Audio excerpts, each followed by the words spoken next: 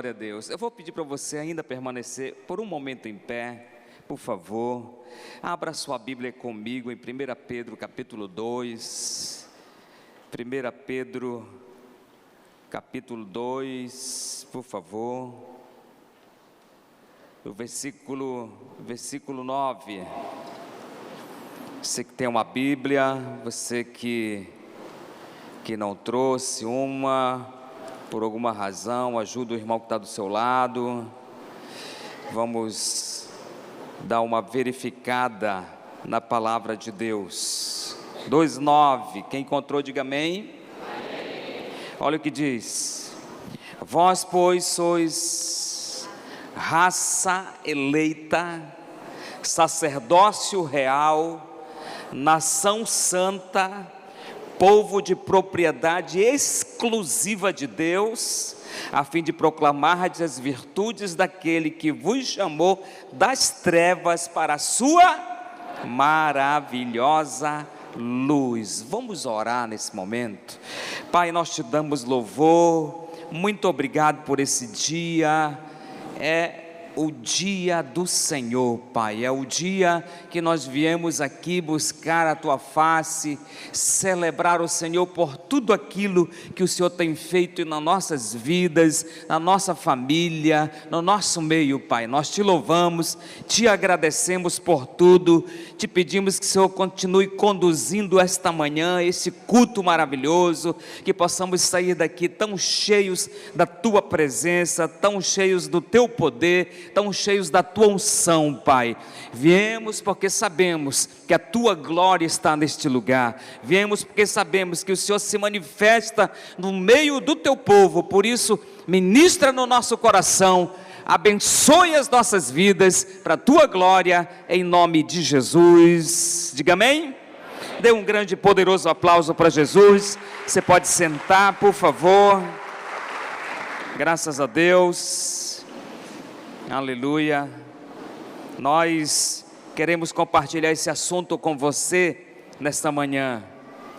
Quem dizes que eu sou e qual a minha visão ou missão, como quiser colocar.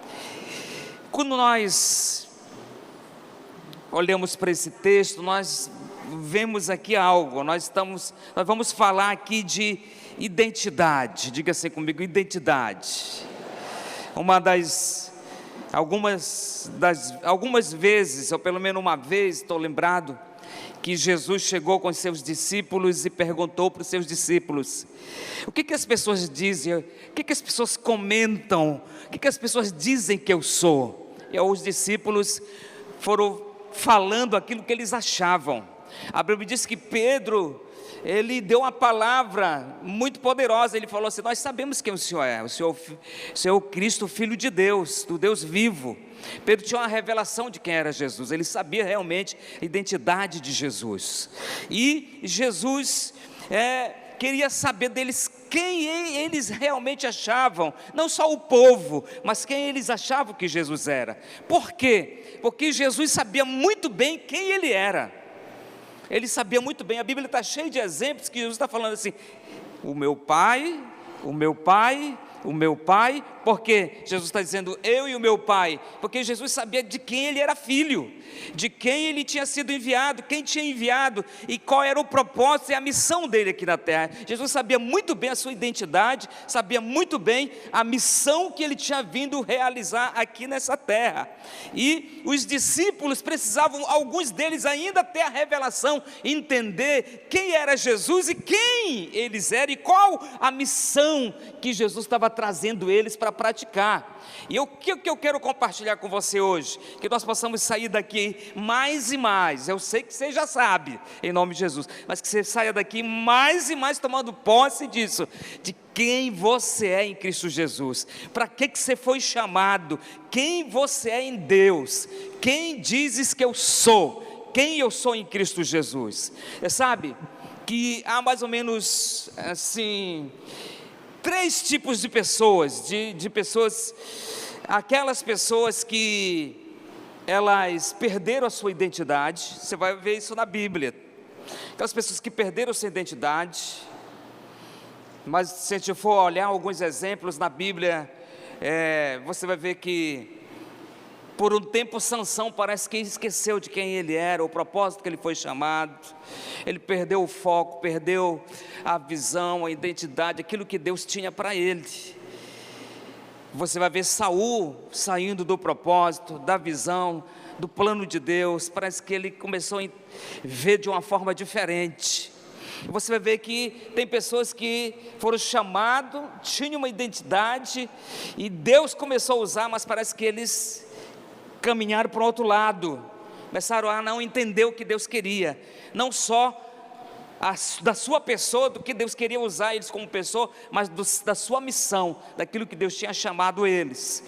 E o outro tipo de pessoa é aquele que sabe a sua identidade, mas não põe na prática, parece que não entendeu, está ali, esperando alguma coisa acontecer. E outro tipo de pessoa é aquele que Deus mudou a sua identidade. E se a gente for dar exemplo, a gente vai dar vários exemplos, tipo Jacó.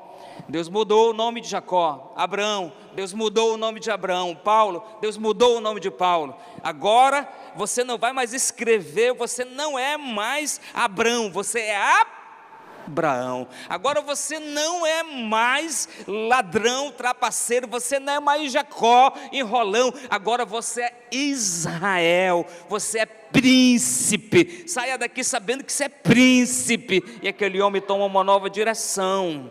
Você não é mais Saulo, você é Paulo. Pedro, você é pedra, você é rocha. Ou seja, Deus vai dando a direção para aqueles homens entenderem. Ou seja, alguns desses três, Deus mudou, porque Deus queria que eles entendessem, vivessem o que Deus tinha para eles. Eu quero declarar na sua vida hoje que você realmente foi chamado de Deus, você tem vivido o que Deus tem para você, você tem cumprido e vai cumprir o propósito de Deus, porque você sabe quem você é em Cristo Jesus. Amém? Essa canção de adoração, a primeira que a gente cantou, é muito forte, né?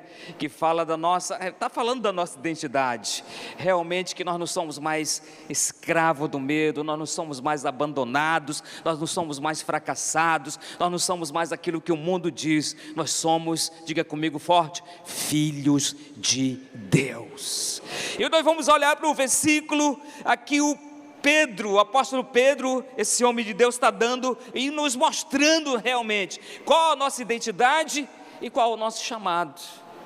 O que nós somos? Para que nós somos? Por que nós somos? O que Deus quer de cada um de nós? E é isso que nós precisamos vencer e viver nessa história mais e mais. Quem realmente nós somos? Algumas pessoas procuram saber, entender. Eu já vi algumas pessoas dizendo assim: rapaz, eu já tenho 15 anos de crente, 20 anos de crente, ainda estou tentando descobrir o que Deus quer de mim. Ainda não consegui entender o meu chamado, em que área Deus quer me usar, não sei nem direito assim bem o que eu quero, porque está confuso. E algumas pessoas, elas deixam de ir para a Bíblia, porque a Bíblia aqui, irmão, está mostrando tudo que nós somos e tudo que Deus quer de nós, amém? Mas deixam de ir para a Bíblia, buscar a Deus, porque aqui nesse manual, nós já temos todas as direções para ter sucesso e viver o melhor de Deus. Mas algumas pessoas deixam de ir para cá e começam a ter dúvida e procurar em pessoas, procurar em profetas, não é errado, né? Tem bons profetas, mas tem alguns profetas que às vezes não põem a pessoa no lugar certo, né? Não vive aquilo que Deus, não dão as palavras que Deus gostaria que fosse dado. Então essas pessoas começam a viver muitas vezes de uma forma estranha, de uma forma diferente, não buscando em Deus em quem eles são, não vivendo em Deus quem eles são, mas vivendo naquilo que as pessoas dizem.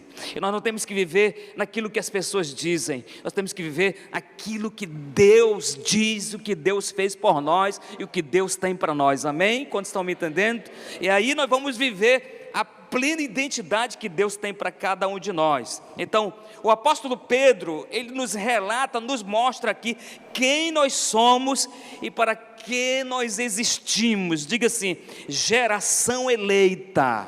Agora mais forte: geração eleita. Diga assim: eu sou geração eleita. Nós temos que tomar posse disso. O que ele diz? Sacerdócio real. E aí eu não vou entrar dentro desses pontos principais, para você entender na realidade o que é um sacerdócio real. A gente tem que fazer uma série de mensagens, porque é muito forte. Olha, a Bíblia diz que ser sacerdócio real é muito poderoso, você precisa compreender isso aqui. E a Bíblia diz nação santa. Olha para o irmão que está falando ao seu lado, diga assim: você é santo de Deus. Nação santa. Aí vai mais além: povo de propriedade exclusiva de Deus. Propriedade exclusiva. Eu estava assistindo a posse do presidente no início do ano, né?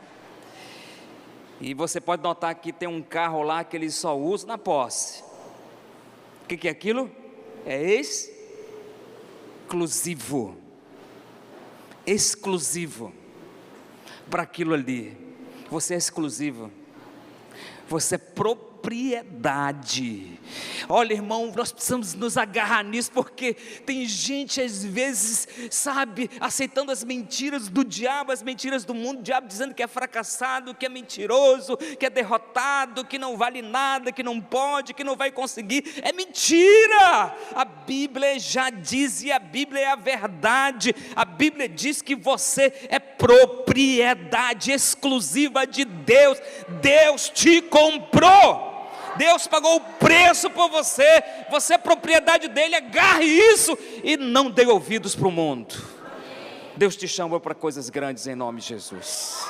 Deus te chamou para fazer e para alcançar coisas poderosas. Então o apóstolo Pedro está nos dando a ideia, a luz, o entendimento.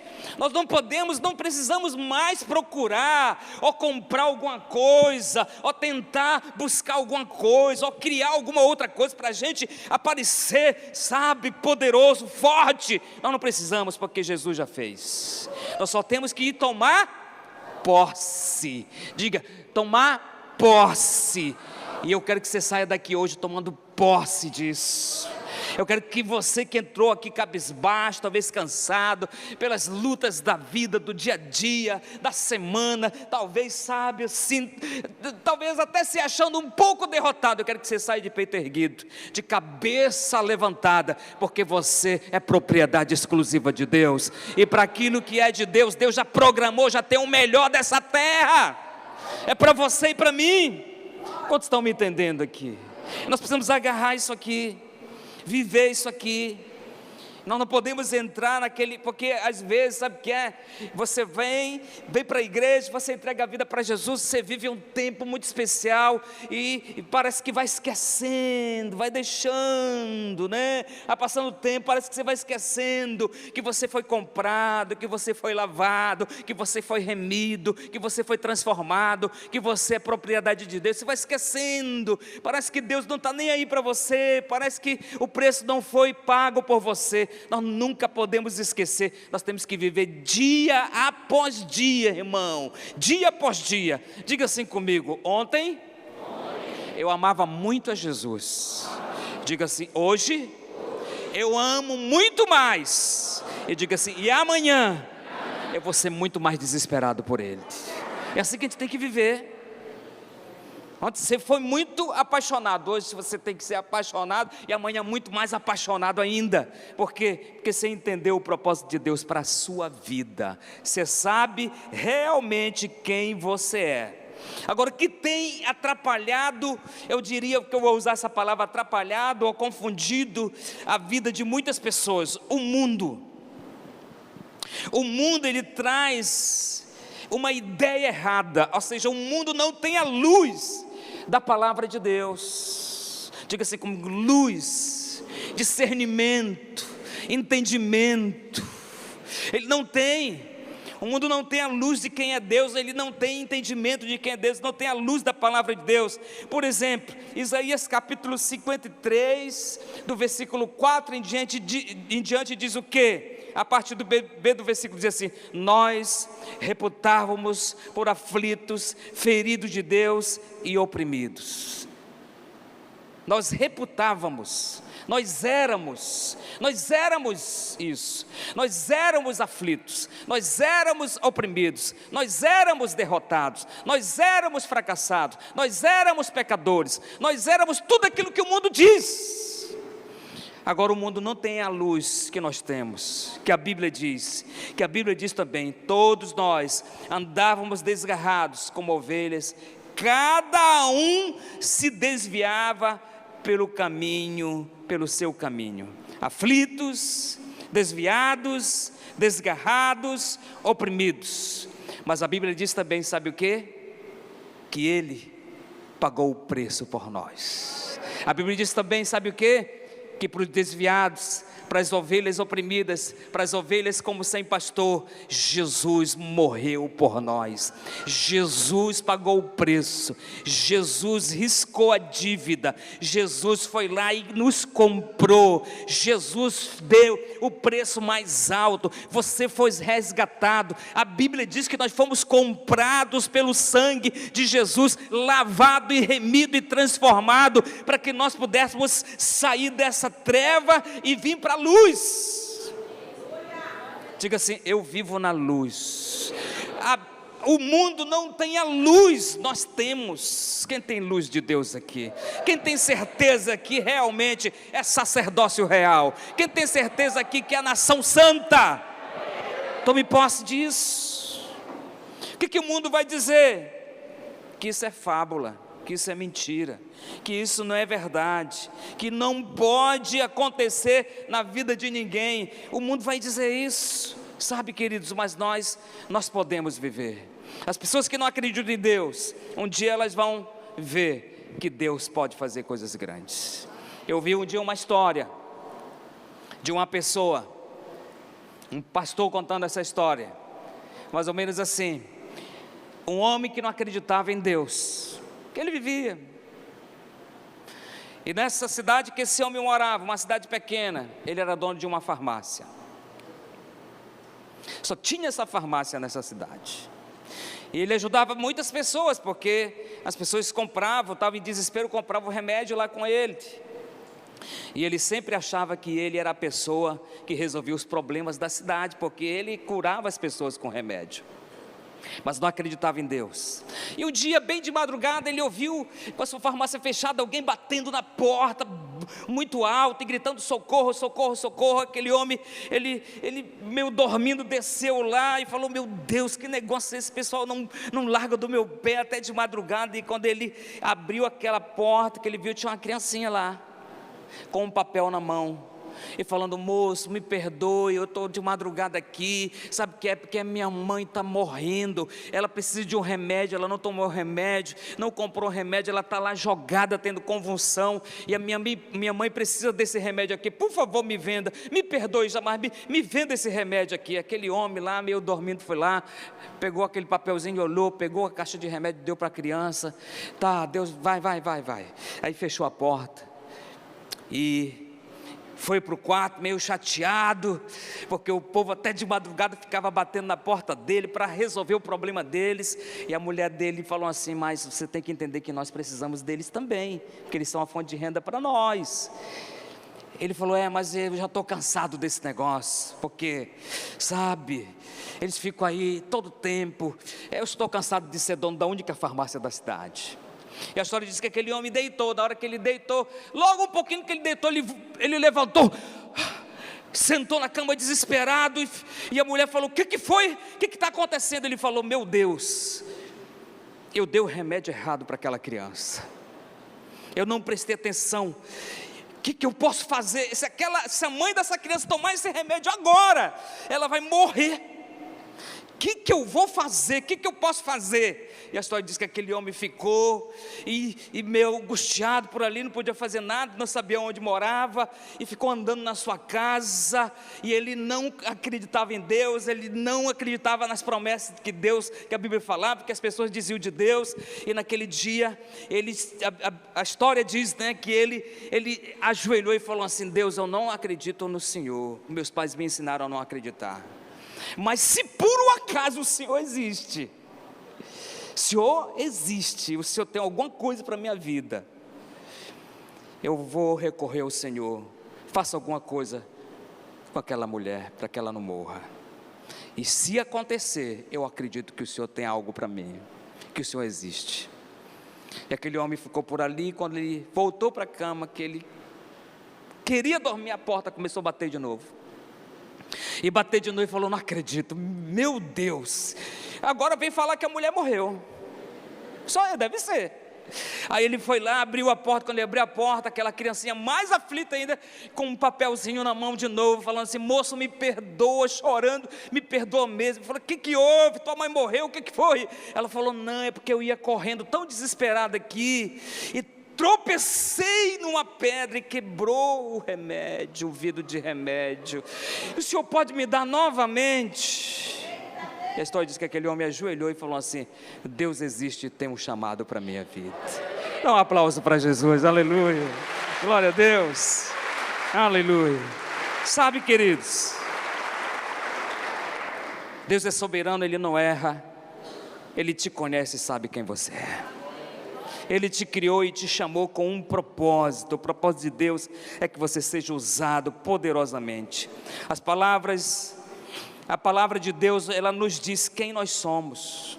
O mundo não entende. Não temos que entrar no nível do mundo, porque o que o mundo faz? O mundo tenta falar o que você tem que falar, o mundo tenta colocar nas suas bocas palavras que você tem que falar, o mundo tenta falar para você a roupa que você tem que vestir, o mundo tenta falar como você tem que se comportar, o mundo tenta implantar, colocar dentro de você um padrão de pessoa, de como você tem que viver, o que você tem que fazer, as coisas que você tem que fazer. E não é assim. O nosso Deus não é assim. O Espírito Santo é cavaleiro. O Espírito Santo, ele vai trazer dentro de você, sabe, você vai entender que é diferente viver para Deus. Você vai querer viver de uma forma diferente. Não é na marra, não é forçado. Por quê? Porque Deus, Ele fez algo grande. Ele nos comprou para nós vivermos diferente. O mundo vai tentar empurrar você, o diabo vai tentar empurrar você para fazer as coisas erradas, mas Deus vai levar você para fazer aquilo para aquilo que Ele te criou, para o propósito que Ele te criou. Então a palavra de Deus, ela nos diz quem nós somos. Deus sabe exatamente quem nós somos. Talvez você nem conheça você tanto como Deus te conhece. Ele sabe exatamente, com certeza, quem você é. Você viu aquela história? Eu gosto de ler as histórias, de ouvir as histórias. Um dos quadros mais caros que existe, de uma grande arte, daquele pintor Leonardo da Vinci. Essa obra dele está num museu em Paris, lá no Museu de Louvre. Eu acho que é mais ou menos assim o nome. Paris, uma arte muito cara. Mona Lisa. Tem muita coisa interessante, mas é caro. E diz a história que esse grande artista pintou essa arte, se tornou muito conhecida, foi colocado em um museu. E lá daquele museu roubaram essa arte sumiu. Jogaram em tipo assim, esconderam em algum lugar, bem secreto, escuro talvez, onde estava só aquela arte ali. E passado muitos anos, apareceu a arte em um leilão. Alguém trouxe de novo a arte para fazer um leilão, e começaram a fazer um leilão, e começaram a dar o lance bem baixo, foram dando o lance, foi aumentando o lance, e quando foi roubada essa arte, ela já valia mais ou menos, era avaliada mais ou menos a uns 2,5 milhões de dólares, era muito, muito caro. E aquele leilão foi se aprofundando, e ali naquele leilão tinha um homem, e ele arrematou aquela arte, bem caro, o preço mais alto. Quem era esse homem? O homem que criou. Segundo a história diz, ele foi lá e arrematou a sua própria arte, ele levou de volta para aquele museu. Por que eu estou contando esse exemplo para você? Porque dizem, né, eu já vi uma certa vez uma frase que diz que só sabe o valor de uma arte quem a faz. Por que eu estou contando esse exemplo para você? Só vai pagar o preço do valor de uma arte tão caro aquele que a criou. O que eu quero dizer para você? Que também nós fomos assim, nós estávamos no mundo, na escuridão, no pecado. Jesus nos criou, Ele sabe para que Ele te criou, Ele sabe muito bem o preço que Ele pagou por você, Ele sabe quanto você custa, Ele sabe o preço que você vale, Ele sabe muito bem o teu caráter, a tua personalidade, tudo como você é. Mas nós fomos roubados, nós fomos saqueados, o diabo mentiu, o diabo roubou, o diabo fez o que ele quis, sabe, estávamos na escuridão. Mas sabe o que a Bíblia diz? Que o dono veio e arrematou você, pagou um preço bem caro. Sabe por que Jesus pagou um preço por nós? Porque Ele sabe o tanto que você vale. Olha, diga para a pessoa que está do seu lado assim: você não tem valor, porque ninguém pode pagar o teu valor, irmão. Diga para ele, dá uma sacudida nele, fala: você está entendendo? Ninguém pode pagar o preço que você vale, só Jesus pode pagar com a sua própria vida. Você vale demais. Aleluia, pode aplaudir.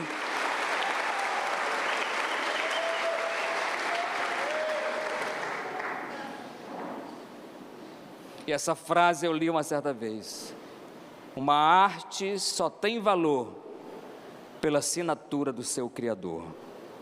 Jesus pagou o preço, né?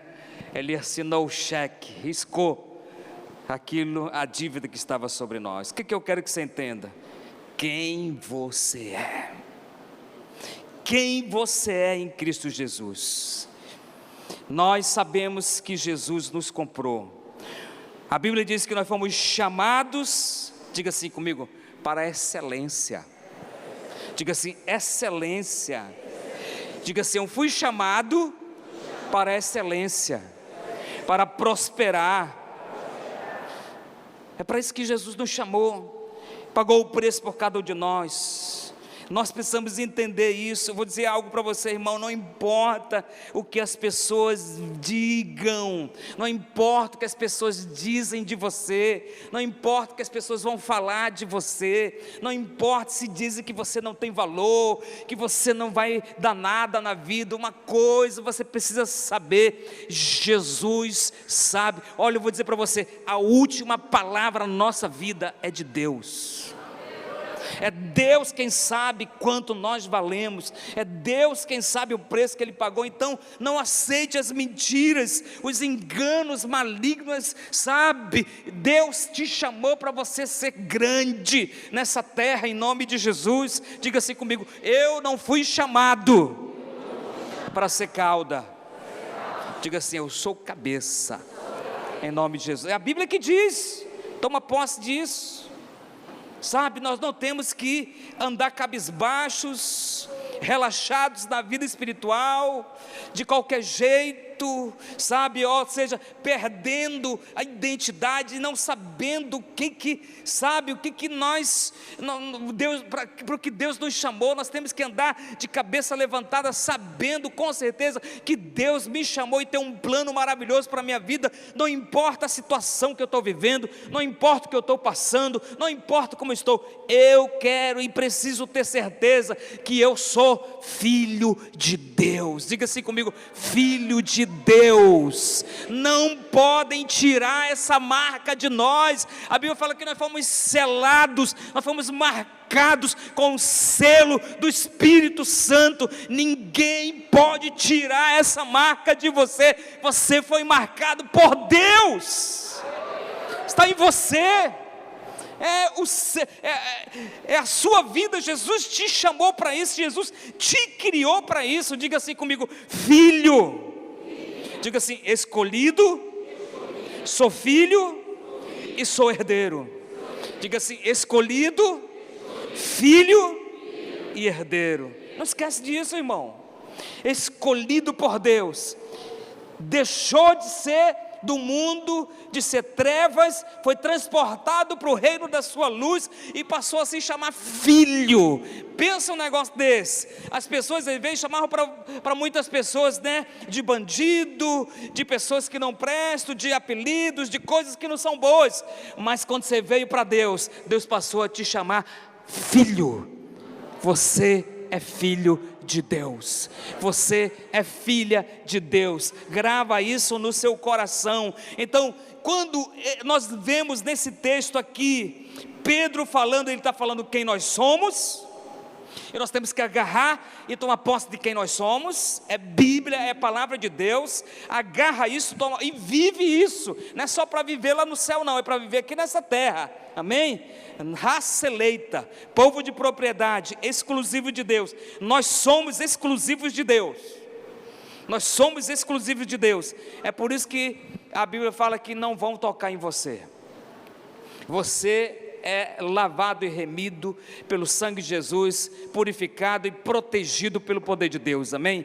A Bíblia fala que os anjos do Senhor são espíritos ministradores ao nosso serviço, ao nosso favor. Eles são para trabalhar para nós e vão fazer aquilo que os filhos, diga-se, eu sou filho. Só vai acontecer o que a Bíblia diz quando você toma posse de quem você é. Só vai ter prosperidade na sua vida quando você toma posse de quem você é. Só vai ter milagre, acontecer milagre na sua vida quando você toma posse de quem você é, que a Bíblia fala. Só não vai ter o que? Doenças, enfermidades, problemas, o diabo tentar assolar a sua casa quando você toma posse de quem você é. Porque se você não crer, não acreditar, não tomar posse daquilo que a Bíblia diz que você é, você vai estar vulnerável. Porque o diabo vai mentir, o diabo vai tentar manipular a sua mente, colocar sofisma. Mas quando eu sei quem eu sou, não tem. O que Jesus falou para o diabo? Como que Jesus confrontou o diabo? Quando o diabo veio tentar Jesus, ele falou assim: olha, diabo, está escrito. Ele foi para onde? Para a palavra de Deus. Até ele poderia dizer assim: eu sou filho de Deus, eu te repreendo. Mas ele foi para onde? Para a palavra, porque o diabo sabe o que está escrito nessa palavra em relação a você e a mim. Ele sabe quem nós somos, ele sabe a nossa posição em Cristo Jesus, ele sabe quem nós somos em Deus. Agora, se você não acredita, você pode ser manipulado. O diabo pode jogar sofisma na sua mente, jogar mentira na sua mente, e você não viver o que Deus tem para você. Eu quero que você saia daqui hoje dizendo assim: eu vou viver o melhor de Deus na minha vida. Eu vou tomar posse das grandes coisas que Deus tem para a minha vida, e Deus vai ser contigo, pode ter certeza. Então nós precisamos saber quem nós somos. A Bíblia já diz, Pedro já diz. Agora, se eu sou tudo isso, para que eu sou tudo isso? Qual é a minha missão? Qual é o meu chamado? Ele também diz, no mesmo texto. Além de falar quem nós somos, ele fala para que nós fomos chamados. E ele fala assim: a fim, no mesmo texto, de proclamardes as virtudes daquele que vos chamou das trevas para a sua maravilhosa luz. Então, eu sou filho de Deus, chamado com um propósito, com uma missão. Qual a missão? Eu vou proclamar o Deus que me transformou, eu vou falar do Deus que me transformou, eu vou anunciar o Deus que me transformou, eu vou pregar a palavra do Deus que me transformou, eu vou fazer aquilo que Deus me criou para fazer, proclamar as virtudes. Nós fomos chamados para quê? Para proclamar a palavra de Deus, para falar da palavra de Deus. Agora imagina só uma coisa, querido irmão, isso nós precisamos entender. Uma igreja grande, forte, poderosa, de milhares, todos entendendo que foram chamados para proclamar a palavra de Deus, para declarar a palavra de Deus, para falar das virtudes de Deus, e nós sairmos declarando a palavra de Deus nessa cidade, e aonde nós entrarmos, nós falarmos da palavra de Deus, e aonde nós estudarmos, nós falarmos da palavra de Deus, aonde nós trabalharmos, nós falarmos da palavra de Deus, lá no meio da praça nós falarmos da palavra de Deus, lá na caminhada que você faz no parque, falando da palavra de Deus, lá na sua escola falando da palavra de Deus. A Bíblia fala que Ele nos chamou com essa missão. Nós vamos proclamar a palavra de Deus, as virtudes daquele que nos tirou das trevas para a sua maravilhosa luz. Então tome posse de ser filho e declare quem é o seu pai, em nome de Jesus. Fale quem é o seu pai, fale quem é o seu Deus, diga quem é o seu Deus, proclame às pessoas quem é o seu Deus, ganhe as pessoas para o seu Deus, ganhe as pessoas para Jesus, porque você foi chamado com esse propósito, fazer diferença. Um dia Deus criou o homem, Adão, colocou como propósito, Adão pecou. Um dia Deus resgatou o homem, você, e chamou com um propósito. Você não vai falhar, porque Deus confia em você. Você não vai falhar, porque Deus sabe quem você é. Você não vai falhar, porque Deus colocou o seu Espírito dentro de você, para você proclamar as virtudes da sua palavra. Então o que eu quero que você saia daqui hoje, nessa manhã, tome posse que você é herdeiro, que você é filho, que você foi chamado, que você é selado pelo poder de Jesus, que você é realmente de Deus. Saia e proclame as virtudes de Deus. As pessoas precisam saber quem você é. As pessoas precisam saber quem você é, né? Uma certa vez eu assisti um filme, e esse filme, não lembro o tema desse filme, mas uma coisa eu lembro desse filme, é que tinha dentro de uma empresa muitas pessoas que não tinham Deus, e tinha dentro de uma empresa pessoas que tinham Deus. E um dia converteu alguém que foi transformado, e chegou dentro daquela empresa falando quem ele era, e falando de Deus, e todo mundo naquela empresa começou a admirar, porque ele falava que ele era de Deus, ele era seguidor de Deus. E aí depois que essa pessoa apareceu lá e começou a falar de Deus, aí começou a aparecer os 007 que estavam lá dentro, os camuflados. Ah, pois é, eu também sou, faz tempo, mas sabe, vou dizer para você, você é filho de Deus, viva como filho de Deus, faça o que filho de Deus faz, viva da forma que o filho de Deus é para viver, nação santa, povo de propriedade exclusiva. Deus te chamou para fazer diferença nessa nação. Você sabe, querido, uma das coisas que o diabo tem mentido é sobre essa área de identidade. Ele tem mentido para os jovens, ele tem mentido para os adolescentes. Quantos jovens estão sendo manipulados pelas mentiras do mundo, sabe, com incerteza de quem eles são, do que eles podem em Deus. E o diabo vai investir pesado na vida, e tem investido pesado na vida dos adolescentes, dos jovens, até das crianças, de não compreender, de colocar dúvida na mente das crianças, dos jovens, dos adolescentes, das pessoas, de quem elas são, de quem elas podem ser, para que Deus chamou elas. Esse é o trabalho deles, porque se ele confundir, ele vai levar eles para ter uma outra identidade, a identidade do pecado, da destruição, da derrota, da mentira, do fracasso.